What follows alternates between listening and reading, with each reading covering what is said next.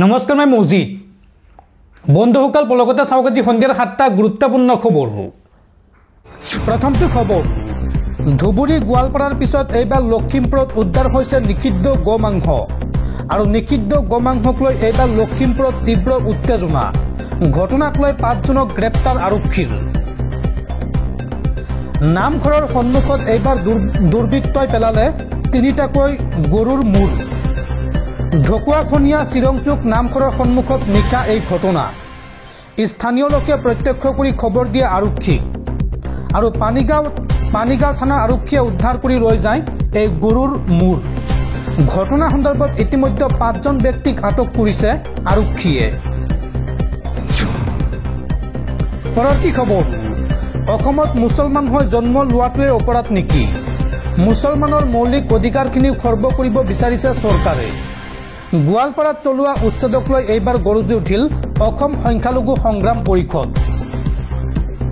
অসমত মুছলমান হৈ জন্ম লোৱাটোৱে অপৰাধ নেকি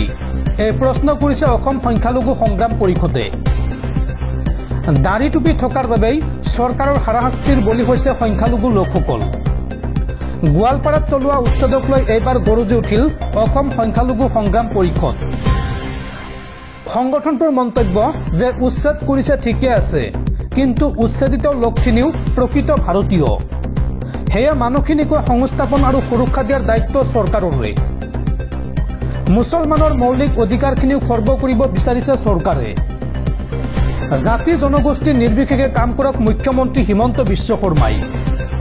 মুছলমানৰ ওপৰত অত্যাচাৰ চলোৱাটো বন্ধ কৰক এইখন চৰকাৰে আৰু এই অন্যায় অত্যাচাৰৰ ফল 2026ত ভুগিব লাগিব মুখ্যমন্ত্ৰী ডক্টৰ হিমন্ত বিশ্ব শৰ্মাই এই মন্তব্য কৰে অসম সংখ্যালঘু সংগ্ৰাম পৰিষদে পৰৱৰ্তী খবৰ ইজৰাইল ইৰাণৰ যুদ্ধক লৈ ডাঙৰ খবৰ এইবাৰ হাইপাৰসনিক মিছাইলেৰে ইজৰাইলত ভয়ংকৰ আক্ৰমণ চলাইছে ইৰাণে একেলগে 25টা মিছাইলে ইজৰাইলত ভয়ংকৰ আক্ৰমণ চলাইছে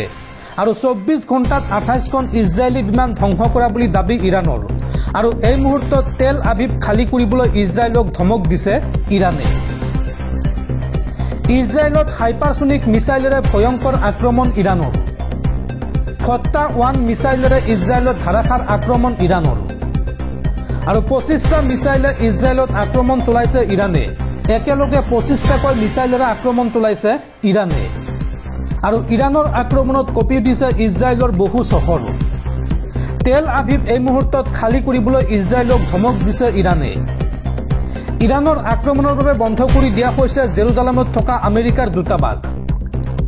আৰু 24 ঘণ্টাত 28খন ইজৰাইলী বিমান ধ্বংস কৰা বুলি দাবী ইৰাণৰ ইজৰাইলৰ এয়াৰ স্পেচ ইৰাণে দখল কৰা বুলি দাবী কৰিছে ৰেভলিউচনাৰী গাৰ্ডে ইৰাণৰ ৰাজধানী তেহৰানতো আক্ৰমণ চলাইছে ইজৰাইলে আৰু বিগত 6 দিন ধৰি ইৰাণ ইজৰাইলৰ মাজত অব্যাহত আছে এই ভয়ংকৰ যুদ্ধ আৰু এই যুদ্ধত বৰ্তমান সমগ্ৰ বিশ্বৰ নজৰ আছে সমগ্ৰ বিশ্বই দৃষ্টি নিবদ্ধ কৰি ৰাখিছে এই যুদ্ধৰ প্ৰতি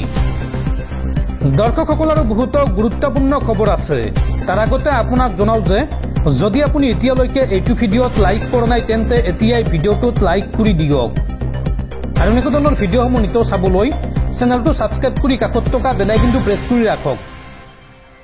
পৰৱৰ্তী খবৰ ধুবুৰীৰ শেহতীয়া পৰিস্থিতিক লৈ কঠোৰ নিৰ্দেশনা প্ৰশাসনৰ ধুবুৰীৰ সকলো ব্যৱসায়িক প্ৰতিষ্ঠানে লগাব লাগিব চিচিটিভি কেমেৰা লগতে এপাৰ্টমেণ্টসমূহতো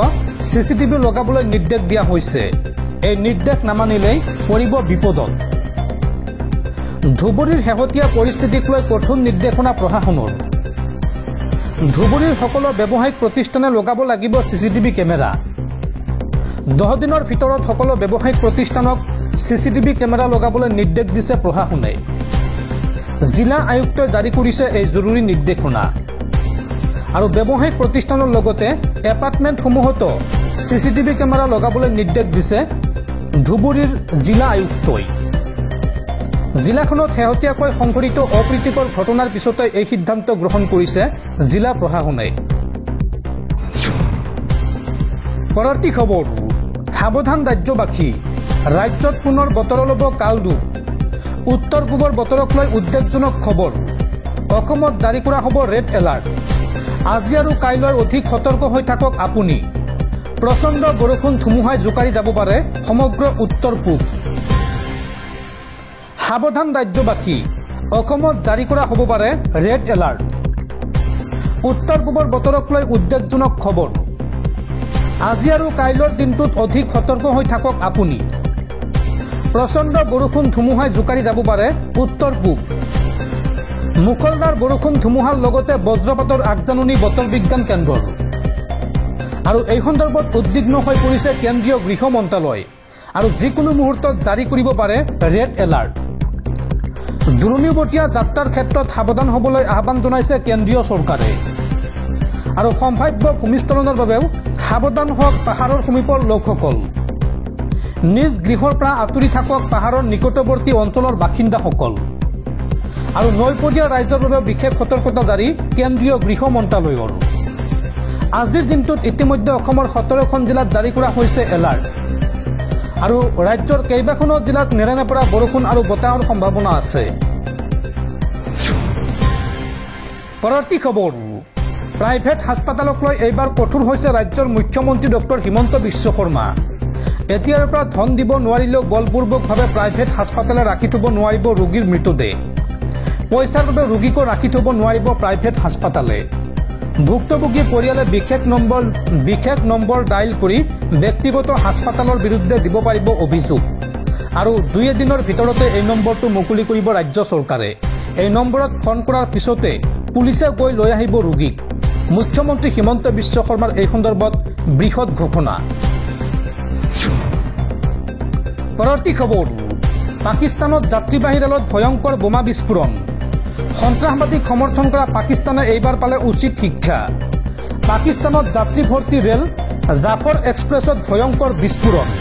আৰু এই বিস্ফোৰণৰ পাছতে লাইনচ্যুত হৈ পৰে 6টাকৈ ডবা বেলুচ লিবাৰেশ্যন আৰ্মীৰ আক্ৰমণৰ পিছতে পাকিস্তানত এতিয়া হাহাকাৰ অৱস্থা পৰৱৰ্তী খবৰ ৰাষ্ট্ৰীয় ঘাইপথৰ টোল টেক্স সন্দৰ্ভত কেন্দ্ৰীয় চৰকাৰৰ গুৰুত্বপূৰ্ণ ঘোষণা এতিয়াৰ পৰা বছৰত মাত্ৰ এবাৰ টোল টেক্স দিলেই হ'ব এই সন্দৰ্ভত নতুন নিয়ম ঘোষণা কেন্দ্ৰীয় চৰকাৰৰ বছৰটোৰ বাবে 3000 টকা ফাষ্টেগ মাচুল নিৰ্ধাৰণ কেন্দ্ৰীয় চৰকাৰৰ 3000 টকা দি উলিয়াই ল'ব পাৰিব বছৰেকীয়া পাছ কেন্দ্ৰীয় পথ পৰিবহণ মন্ত্ৰী নীতিন গাডকাৰীৰ এই ঘোষণা ৰাষ্ট্ৰীয় ঘাইপথ যান-জঁটৰ পৰা মুক্ত কৰিবৰ বাবে এই সিদ্ধান্ত গ্ৰহণ কৰিছে কেন্দ্ৰীয় চৰকাৰে চলিত বৰ্ষৰ 15 আগষ্টৰ পৰা বলবৎ হ'ব এই নিয়ম 200টা যাত্ৰাৰ বাবে প্ৰযোজ্য হ'ব বছৰেকীয়া পাছ অবাণিজ্যিক গাড়ীৰ ক্ষেত্ৰতে প্ৰযোজ্য হ'ব এই নিয়ম এই কথা ঘোষণা কৰিছে কেন্দ্ৰীয় পথ পৰিবহণ মন্ত্ৰী নীতিন গাডকাৰীয়ে পৰৱৰ্তী খবৰ কোন দিশে ৰাজ্যৰ একাংশ যুৱক যুৱতী গুৱাহাটীৰ ৰাজপথত উদ্ভণ্ডালি কৰি ভিডিঅ' বনাই আৰক্ষীৰ জালত পৰিল যুৱতীসহ 3 যুৱক সুৰা ধূমপান কৰি ৰাজপথত উদ্ভণ্ডালি যুৱক যুৱতীৰ দলৰ দিছপুৰৰ উৰণ সেতুৰ ওপৰত অশ্লীল নৃত্য কৰি আৰক্ষীৰ জালত যুৱতীসহ 3 যুৱক দিছপুৰ আৰক্ষীৰ যান বাহন শাখাই গ্ৰেপ্তাৰ কৰিলে আটাইকে পৰৱৰ্তী খবৰ বঙাইগাঁও থানাৰ ভিতৰত এইবাৰ ৰহস্যজনকভাৱে মৃত অৱস্থাত উদ্ধাৰ হৈছে এগৰাকী আৰক্ষী জোৱানৰ মৃতদেহ চিপ লোৱা অৱস্থাত উদ্ধাৰ হৈছে আৰক্ষী জোৱানগৰাকীৰ মৃতদেহ বঙাইগাঁও জিলাৰ মেৰচাৰ থানা চৌহদৰ ভিতৰত বুধবাৰে পুৱা এজন আৰক্ষী জোৱানক মৃত অৱস্থাত উদ্ধাৰ হয় জানিব পৰা মতে কৰ্তব্যৰত অৱস্থাতে মৃত্যুক সাৱটি লয় আৰক্ষী জোৱানগৰাকীয়ে স্থানীয় ৰাইজে জনোৱা মতে থানা চৌহদৰ ভিতৰত ওলমি থকা অৱস্থাত তেওঁৰ মৃতদেহ উদ্ধাৰ কৰা হৈছে আৰু সেয়ে তেওঁৰ মৃত্যু আত্মহত্যা বুলি সন্দেহ কৰিছে স্থানীয় ৰাইজে আৰু ইতিমধ্যে আৰক্ষীৰ জ্যেষ্ঠ বিষয়াসকলে ঘটনাস্থলীত উপস্থিত হৈছে মৃত্যুৰ প্ৰকৃত কাৰণ জানিবলৈ আনুষ্ঠানিক তদন্ত আৰম্ভ কৰা হৈছে আৰু শীঘ্ৰে মৰণোত্তৰ পৰীক্ষা সম্পন্ন হোৱাৰ সম্ভাৱনা আছে